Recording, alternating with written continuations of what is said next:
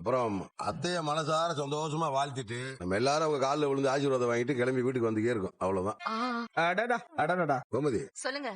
மறக்காம மீனாவும் செந்திலையும் கிளம்பி வீட்டுக்கு வரும். அப்புறம் அவங்க 2 பேர்த்து லீவ் போட சொல்லி. சரிங்க சரிங்க. மச்சான் அப்ப நாம நாளைக்கு கடைக்கு லீவ் விட்டுலாமா? கடைக்கு லீவ் எல்லாம் கிடையாதுடா. நாளைக்கு மதியம் கடையை திறந்தாங்கன்னு.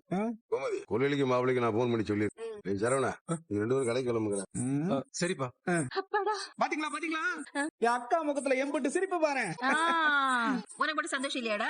நாளைக்கு எம்பிட்டு வேலை இருக்கு தெரியுமா? நான் என்ன புடவை கட்டணும் வேற எடுத்து வைக்கணும்டா. நிறைய வேலை இருக்கு. என் அக்கா இன்னும் குழந்தைதான், அது முகத்துல எம்பிட்டு சந்தோஷம்னு பாரு. நாளைக்கு ஒரே ஜாலிதான். வாங்க போலாம். வரமா முன்ன போறோம். சரிங்க சித்தப்பா. மயிலு நாளைக்கு யார் மண்டையெல்லாம் உடைய போகுதுன்னு தெரியல. 75வது பிறந்த நாள் அத்தைக்கு மறக்க முடியாத பிறந்த நாளா இருக்கும்னு நினைக்கிறேன். என்னமா சந்தோஷம் தானே? ரொம்ப சந்தோஷம்டா. ஏய் நீ என்ன அமைதியா இருக்க?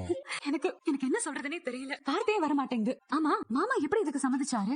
எங்க அம்மா தான் பேசியிருப்பாங்க. பேசி போராடி எப்படியோ சம்மதிக்க வச்சிருப்பாங்க இல்லையாமா? டேய் போராடுறதுக்கான தேவையே வரலடா. என் கண்ணுல கண்ணீரை பார்த்ததுமே உங்க அப்பா உடனே சம்மதிச்சிட்டாரு.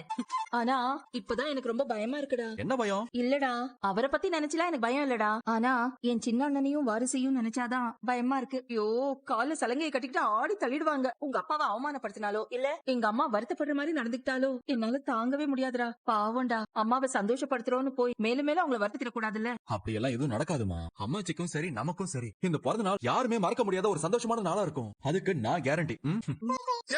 அவன் பெரிய ஜமிதாரா?